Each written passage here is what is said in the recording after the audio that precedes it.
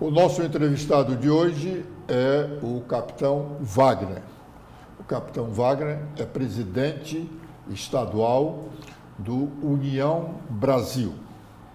Capitão Wagner, obrigado pela sua presença aqui nos nossos estúdios. Eu começo perguntando ao senhor, diante do noticiário nacional, que se fala muito em fusão de partidos, federação de partidos, pergunto ao senhor como está o União Brasil pensando nas eleições de 2026, do próximo ano.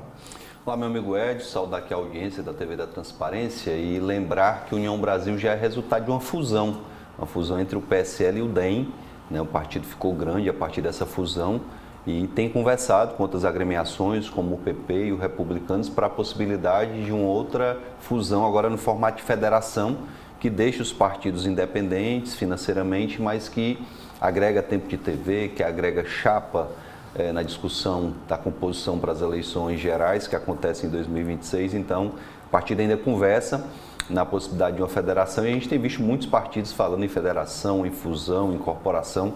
A gente deve ter alguma novidade aí para a eleição de 2026, tanto a nível nacional como também a nível local, porque na hora que o partido faz uma fusão nacionalmente, uma federação, isso repercute em todos os estados. Se fala muito aí da possibilidade de PSDB e MDB realizarem uma incorporação, né? O PSDB sendo incorporado pelo MDB ou pelo PSD. Então, em relação a esse assunto, eu acredito que a gente vai ter sim novidades até o próximo ano, inclusive com possibilidade do União Brasil estar se compondo aí com outra agremiação. PP e Republicanos é quem está mais próximo e quem mais conversa com o partido sobre isso.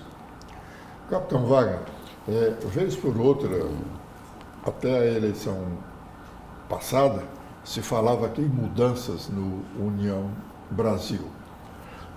Diminuíram esse ímpeto de tomar o partido do senhor aqui? Os rumores diminuíram, né, depois de uma tentativa aí de filiação do deputado Júnior Mano. Se divulgou pela imprensa, inclusive, que o Júnior Mano assumiria a presidência do União Brasil, e a gente tem uma relação muito boa com o presidente nacional do partido, com o diretório nacional. Eu sou membro do diretório nacional, aqui do estado será só eu e o deputado Moses fazemos parte do diretório e da executiva nacional, então isso nos dá uma proximidade e uma tranquilidade muito grande. Sempre que surge um rumor, eu converso com o presidente nacional, com o Antônio Rueda, ele sempre me dá muita tranquilidade. Lá atrás, quando fui candidato a governador, tentaram tirar o partido da gente, ano passado tentaram novamente e nunca prosperou a tentativa por conta justamente da credibilidade que a gente tem junto à nacional. A gente elegeu na última eleição 4 deputados federais, 4 deputados estaduais aqui no Ceará, um dos melhores resultados do União Brasil a nível nacional. Então isso nos dá tranquilidade, nos dá liberdade, há uma unidade entre os parlamentares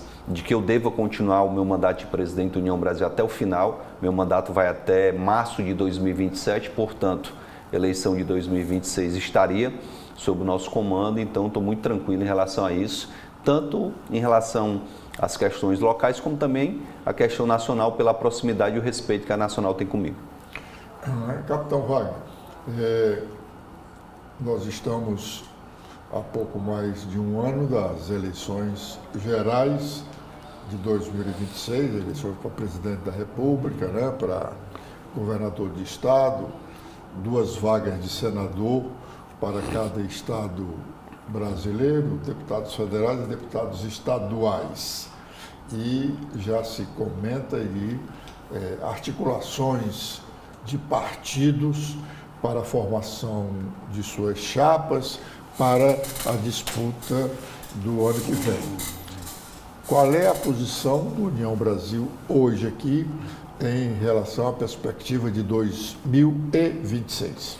Edson, de tanto ter participado de eleições majoritárias, né? Eu fui candidato a prefeito, fui candidato a governador, a gente acaba adquirindo uma experiência e aprende que o que gera um resultado de uma eleição é uma conjuntura. A conjuntura em 2022 foi contrária a gente, muito favorável ao PT, que elegeu nacionalmente o Lula, que elegeu aqui a nível local o Elmano, e a gente vê uma tendência diferente já na eleição de 2024, nunca na história da cidade de Fortaleza um prefeito deixou de ser reeleito e o prefeito Sarto não conseguiu a reeleição, e me parece que haverá uma dificuldade também do governador Elmano de ser reeleito. Por quê? assim como o Sarto teve um distanciamento das ruas, há um distanciamento muito claro do governo Elmano, do governo do PT, das ruas, a ponto de não admitirem a crise que existe na economia do nosso estado, a ponto de não admitirem a crise que existe no sistema de segurança pública do estado de Ceará. Mais recentemente repercutiu muito o caso da Natane Alves, né, aquela jovem de 20 anos que foi assassinada lá em Quixeramobim, mas eu tenho dito, casos como o da Natane são corriqueiros e acontecem todo dia aqui no estado de Ceará. Eu fiz um vídeo com a família, né, um vídeo que até chamaram de peça publicitária, e eu estava ali logo cedo, acordei, sentei na mesa para tomar um café com a família. Você vê que não há preparação, que não tem maquiagem, que não tem nada, e a população assimilou aquele vídeo a ponto de nós termos hoje 1.200.000 visualizações só no meu perfil do Instagram. Se a gente for olhar nas redes sociais, quase 10 milhões de visualizações, somando todas as redes que publicaram esse vídeo. Por quê?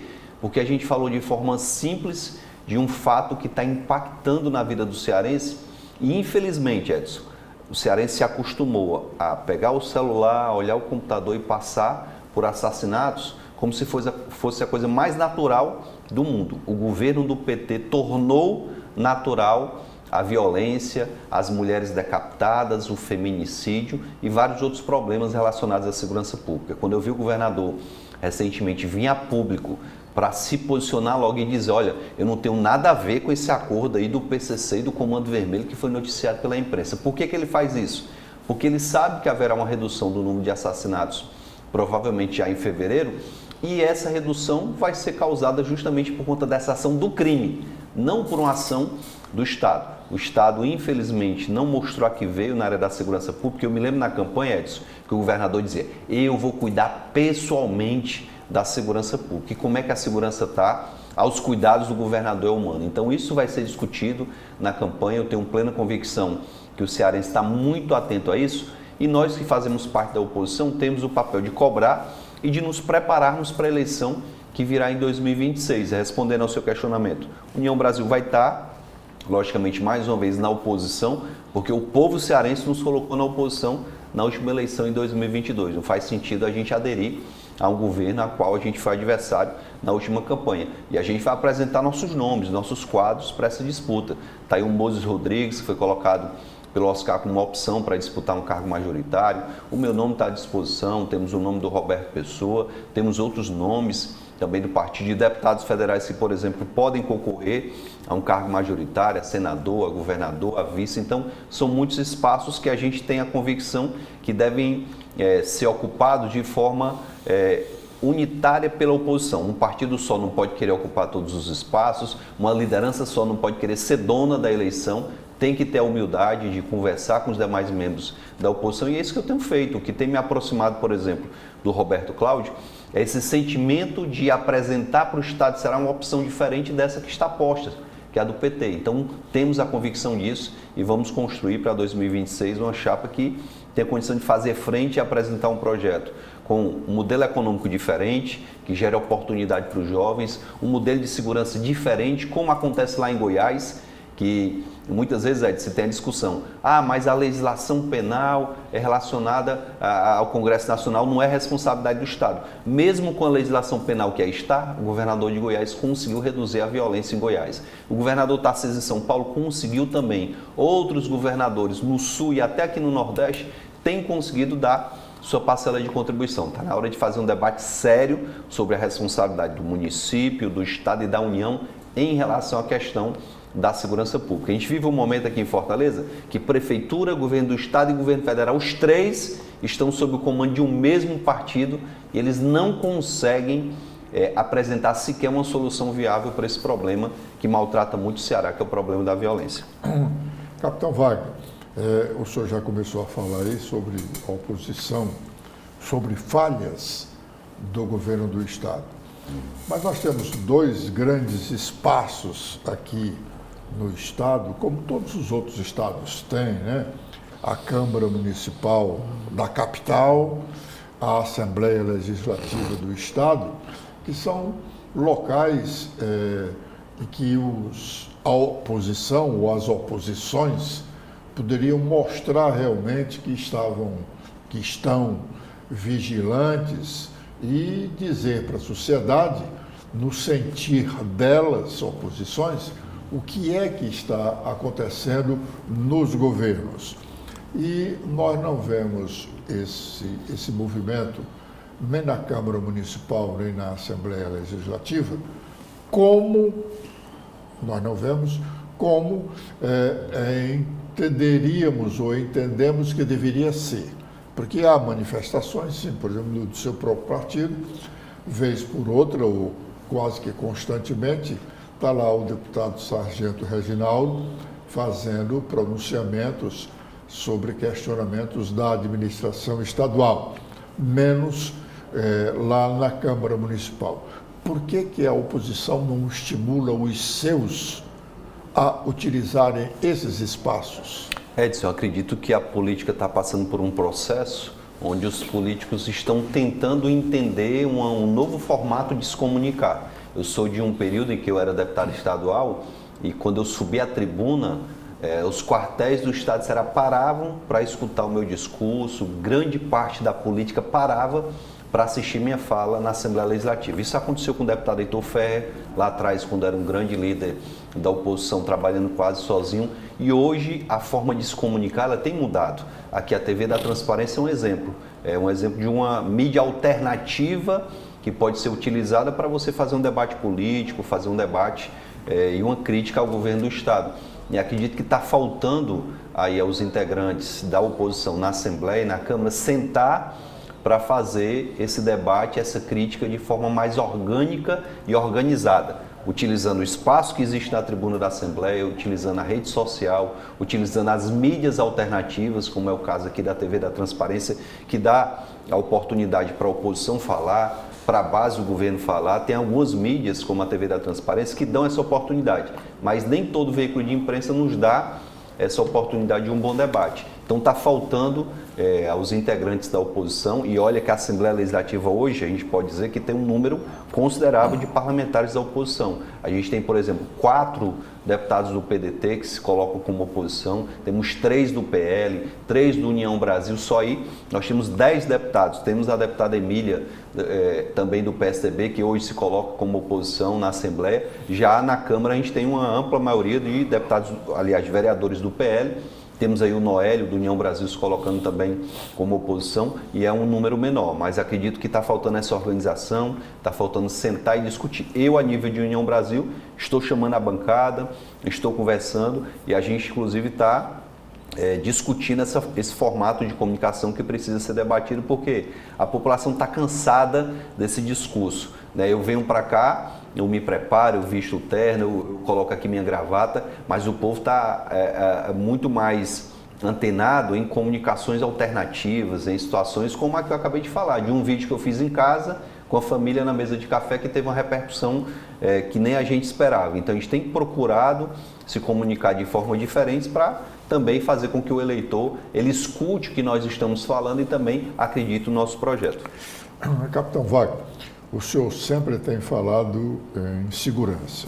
O senhor acabou de dizer que, quando era deputado estadual, subia à tribuna, os quartéis do Estado paravam para ouvir o seu pronunciamento de oposição.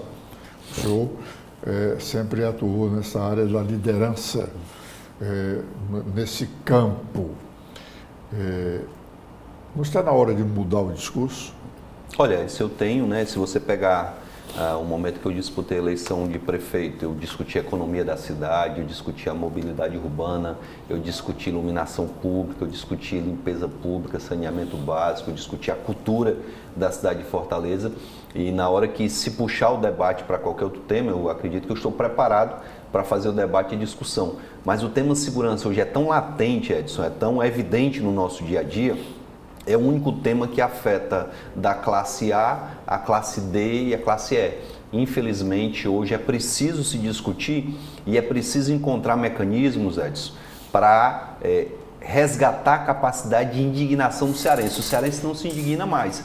Hoje você passa, como eu já vi, ali na Mozar Lucena, no Quitino Cunha, um corpo estendido no chão de uma mulher que foi morta, as pessoas passarem pelo corpo como se fosse um simples objeto e não uma pessoa, uma mulher que foi tirada da vida naquele momento. Então a gente precisa resgatar essa capacidade de indignação para que as pessoas possam cobrar do governo do Estado. E por que esse debate de segurança está tão presente hoje na minha fala e no meu discurso? Porque sem segurança a economia não funciona, sem segurança os profissionais de saúde não conseguem trabalhar nos equipamentos de saúde, sem segurança nem a educação acaba funcionando. Hoje tem pessoas morrendo dentro de escola, dentro de postos de saúde, dentro do JF, como a gente viu acontecer recentemente aqui na nossa cidade. Então é preciso debater de forma técnica, de forma séria e responsável também essa questão. Eu discuti o papel das instituições recentemente e uma fala da Daiane, essa semana, Edson, repercutiu muito, quando a Daiane diz, por exemplo,